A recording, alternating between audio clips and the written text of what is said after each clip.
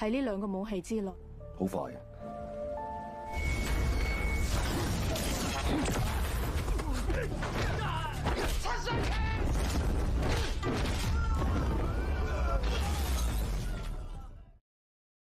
Awal-awal cerita New Kung Fu Cult Master pertama, sudah langsung ke cerita Zhang Chuisan dan Yin Susu bersiap-siap dari Pulau Es dan Api ingin pergi menuju ke daratan tengah di Cina, dan minta permisi ke Xie Sun. Di sini mereka tidak menciptakan rakit sendiri, tetapi menyewa sampan yang dekat daerah situ. Ini menunjukkan bahwa Pulau Es dan Api bukan sesuatu pulau nan jauh seperti aslinya.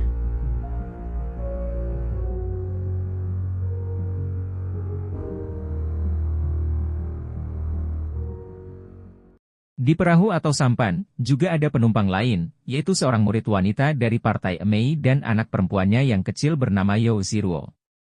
Sang ibu terluka berat. Di sini pertemuan pertama Zhang Wuji dan Yao Ziruo. Wuji kecil memberikan aksesoris hiasan ke Yao Ziruo.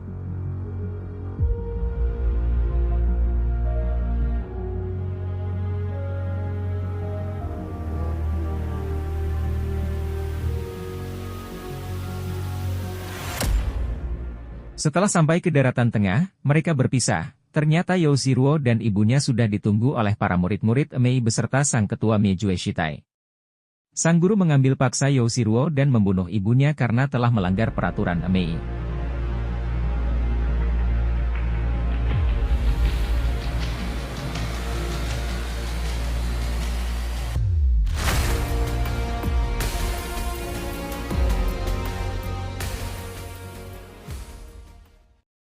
Loncat cerita langsung di Partai Wudang, tidak ada perayaan ulang tahun Zhang Sanfeng segala, langsung berbagai partai mencari Zhang Chuisan dan menuduh dia berkomplot dengan beristri wanita dari sekte sesat. Tapi mereka akan memaafkan jika memberitahu rahasia lokasi Xie Sun dan golok pembunuh naga.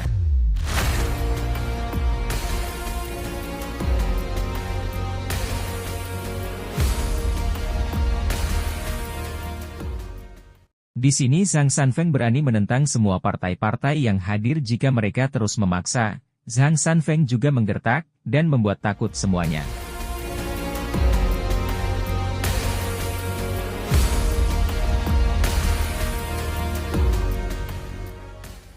Ternyata dua tetua Xuanming dari belakang menyerang Yin Susu yang berada di dalam ruangan bersama Zhang Wuji. Yin Susu bertarung dengan Duo Xuan dan terluka terkena tapak bayangan hitam. Zhang Sanfeng datang menolong, sempat bertarung sebentar dengan Duo Xuanming, dan terjadi adu tapak versus Duo Xuanming, dan mereka berdua terpental jauh dan kalah telak.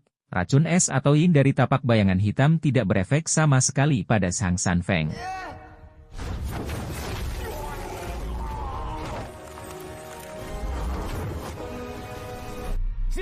Kemudian saat melarikan diri, salah satu tetua Xuanming masih sempat menyerang tapak bayangan hitam ke Zhang Wuji kecil.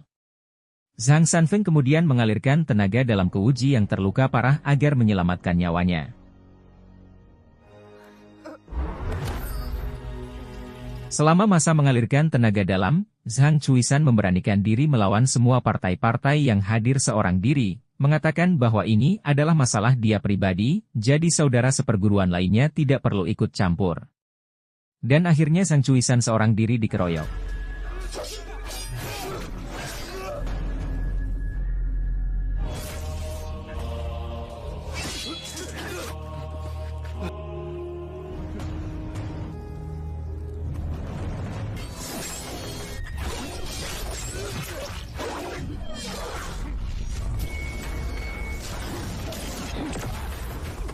Zhang Chuisan terluka parah terkena serangan bertubi-tubi, kemudian akhirnya meninggal dunia. Zhang Sanfeng marah dan mengeluarkan tenaga dalam tingkat dewa yang seperti angin ombak, dan membuat takut semua partai. Mereka kemudian akhirnya kabur dari Wudang.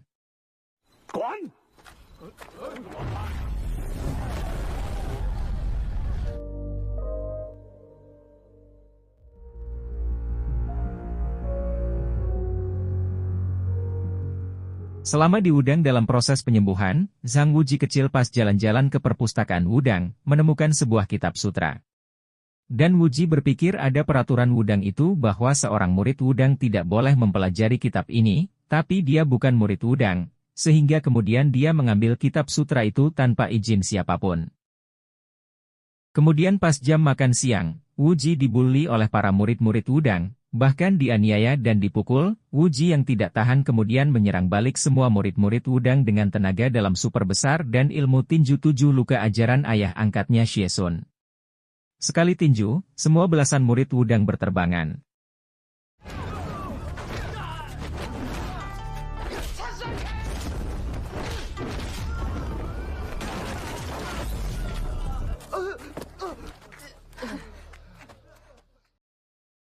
Merasa bersalah dan takut dihukum, Yin Susu membawa Zhang Wuji kabur dan berusaha balik ke Pulau Es dan Api dengan naik perahu.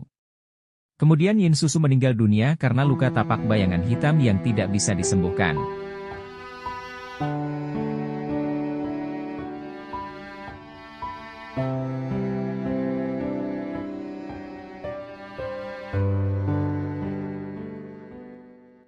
Saat tiba di Pulau Es dan Api, Zhang Wuji memberikan kitab sutra itu kepada Xie Sun, dan Xie Sun melihat ada huruf tambahan di antara spasi kosong. Ternyata itu adalah rumus dari ilmu 9 Yang, dan ini merupakan ilmu partai Wudang. Kemudian melalui petunjuk Xie Sun, Zhang Wuji pun mempelajari ilmu itu, dan racun yin yang ada pada tubuhnya pun sembuh. 17 tahun pun berlalu, Zhang Wuji kembali ke daratan tengah. Saat makan di kedai, bertemu dengan banyak orang dunia persilatan dari berbagai partai. Kemudian muncul seorang wanita muda yang mengganggu para pendekar itu, dan kemudian terjadi perkelahian. Wanita itu mengaku pelayan dari Yang Xiao dari sekte Ming yang bernama Xiao Shao.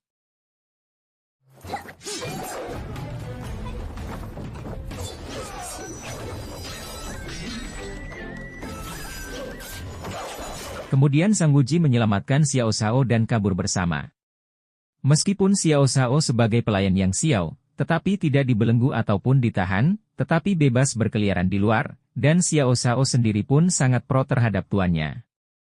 Zhang Wuji memperkenalkan diri sebagai Zheng Aniu seperti nama samaran yang digunakannya pada novel.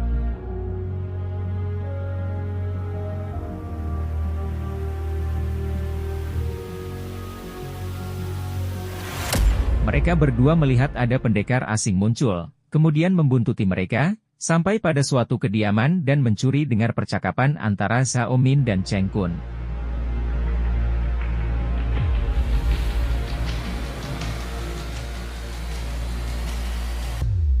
Persembunyian mereka ketahuan dan mereka diserang, perkelahian pun terjadi, Zhang Wuji versus Cheng Kun yang berjubah putih, kemudian dilanjutkan dengan Zhang Wuji versus duo tetua Xuan Ming. Xiao Zhao pun ikut bertarung membantu Wuji tapi terluka terkena tapak bayangan hitam.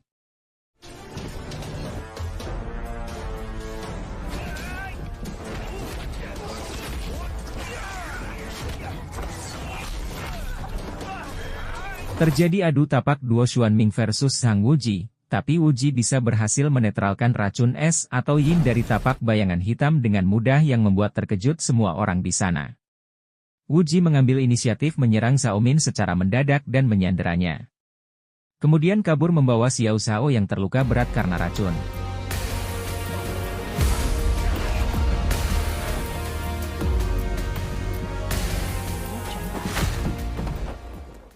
Xiao Zhao menyuruh Zhang Wuji membawa dirinya ke puncak terang mencari tuannya, Yang Xiao, mungkin dia bisa membantu menyembuhkannya. Selama perjalanan ke puncak terang, bertemu dengan murid-murid Mei yaitu Yao Ziruo dan kawan-kawannya. Karena tujuan mereka searah, sehingga mereka melakukan perjalanan bersama. Zhang Wuji memperkenalkan diri dengan nama samaran yang sama, dan Xiao Zhao dia kasih nama samaran Zheng Abao, adik perempuannya.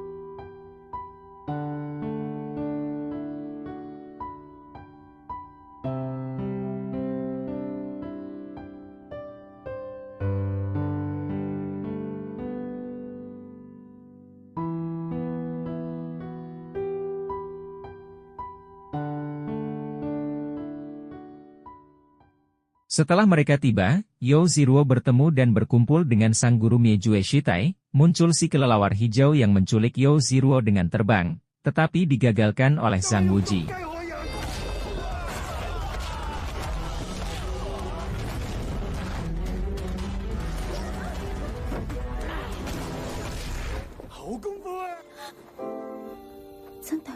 Para pendekar yang tidak mengenal Sang Wuji berusaha menahannya, namun Sang Wuji mengeluarkan Lioness Roar ala Xiesun, dan semua pendekar tidak bisa apa-apa terkena auman itu, lalu Sang Wuji dengan mudah kabur.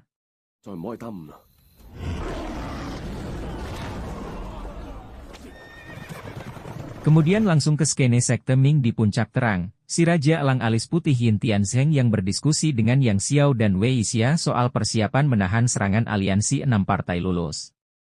Sang Wuji tiba-tiba muncul, membawa Xiao Shao yang terluka berat. Wuji memanggil kakek ke Yin Tianzeng dan mengaku identitasnya, tetapi Yin Tianzeng tidak percaya dan menyerang Wuji. Terjadi pertarungan antara 3 versus 1, Yin Tianzeng, Yang Xiao, dan Wei Xia melawan Sang Wuji tetapi cuma sebentar. Lagi-lagi Sang Wuji mengeluarkan auman singa dan ketiganya tidak bisa apa-apa selain melihatnya kabur bersama Xiao Shao.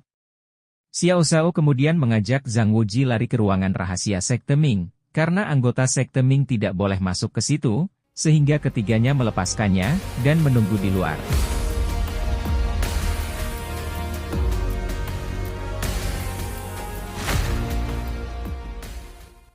Chang Kun muncul di sekte Ming dan bertarung melawan Yang Xiao dan Wei Xia. Saat pertarungan itu terjadi adu tapak dan deathlock, kemudian mendadak ada serangan tiba-tiba dari duo tetua Xuan Ming. Yang Xiao dan Wei Xia tidak bisa menahan tenaga dalam gabungan 3 orang itu, dan terhempas ke belakang. Ketiga utusan Mongol itu pun pergi setelah misi berhasil.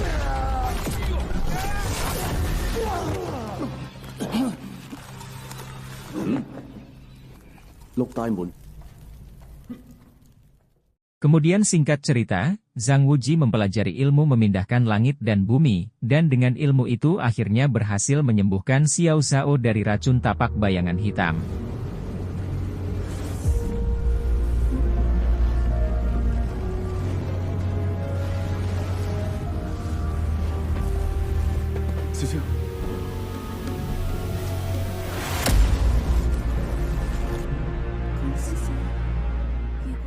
Kemudian singkat cerita, aliansi 6 partai lulus berhasil menjebol sampai ke pusat sekte Ming, dan Yin Tianzeng terpaksa harus seorang diri melawan para pendekar.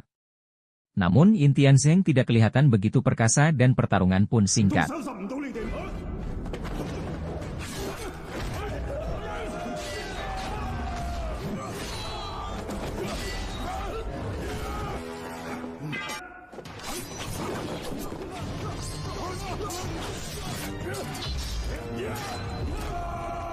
Kemudian Sang Wuji muncul dan berusaha menjadi penengah, dan bertarung melawan Biksu Kongsheng dengan cakar naga Shaolin-nya.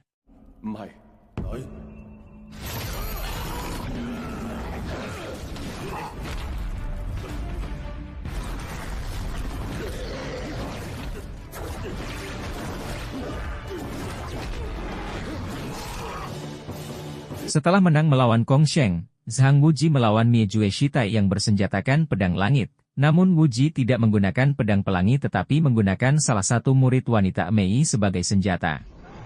Walaupun begitu Wuji menang telak dengan mudah dan Miejue Shitai dipermalukan secara total sampai terpental jauh.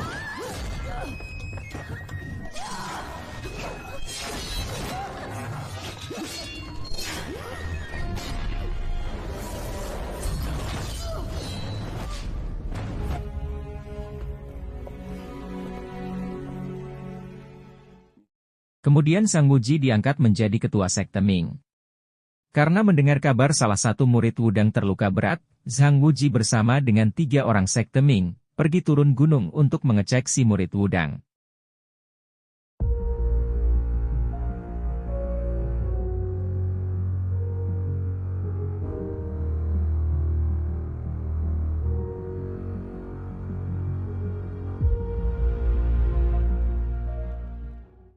Saat mereka mencari pelaku, mereka terkena semburan gas beracun. Tidak ada jalan lain Sang Wuji membawa mereka kembali, ke tempat di mana murid Wudang terluka. Kemudian Sang Wuji kembali namun sudah ditunggu oleh Xiao Min.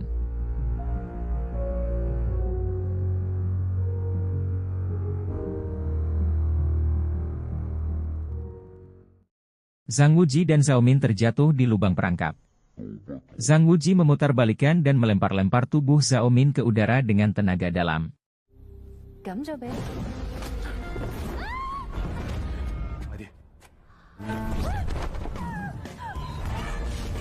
Zhao Min mengatakan kepada Sang Wuji, akan memberitahu jalan keluar asal Sang Wuji berjanji 3 hal kepadanya, 3 hal itu dia masih belum dipikir, kelak akan dibilang. Zhao Min minta Wuji harus memenuhi 3 janji setelah memberikan obat penyembuh patah tulang. Partai Emei muncul di lokasi trio sekte Ming yang terkena racun. Xiao Shao membuat taruhan dengan Miejue Shitai untuk menerima 3 pukulan. Xiao Shao terluka parah dan hampir pingsan jatuh terkapar terkena 2 kali pukulan. Pada saat genting di pukulan penghabisan ternyata muncul sang penyelamat Sang Wuji. Terjadi adu tapak tenaga dalam dan kembali Miejue Shitai dipermalukan karena kalah telak hanya dengan 1 serangan adu tapak. Lalu partai Emei kabur.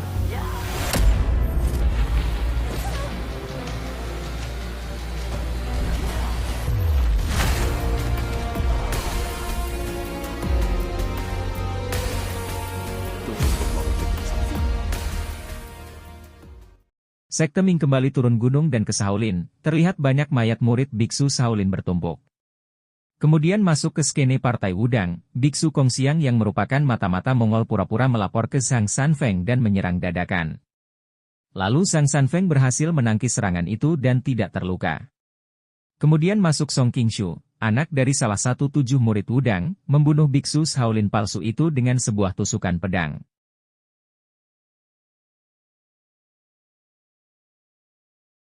Song Qingshu saat berbicara dengan Zhang Sanfeng soal situasi darurat, tiba-tiba menyerang Zhang Sanfeng dengan tembakan senjata jarum beracun dari jarak dekat.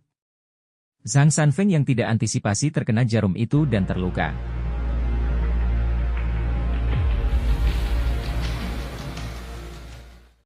Pasukan Mongol ternyata sudah mengepung Wudang, lalu menembakkan panah dan membunuh sebagian murid-murid Wudang. Zhao Min muncul bertemu dengan Zhang Sanfeng. Tidak lama kemudian Sang Wuji pun muncul. Namun Sang Wuji tidak menyamar jadi murid Wudang, dan Sang Sanfeng mengajari teori Taiji ke Yu Daiyuan untuk backup hal terburuk yang mungkin terjadi, yang nanti dicuri dengar oleh Sang Wuji.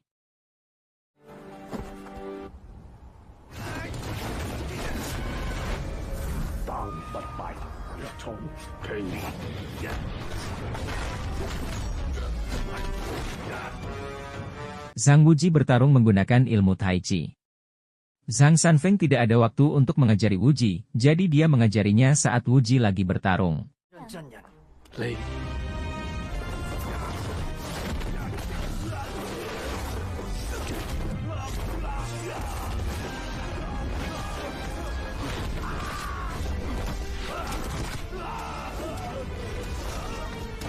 Setelah Zhang Wuji menang dalam pertarungan, tiba-tiba muncul seseorang yang kemungkinan adalah Kuto Utuo menyelamatkan Zhao Min, dan melarikan diri lalu mengatakan kepada Sang Wuji, "Pergi dan cari saya di ibu kota Dadu, akan kutunggu."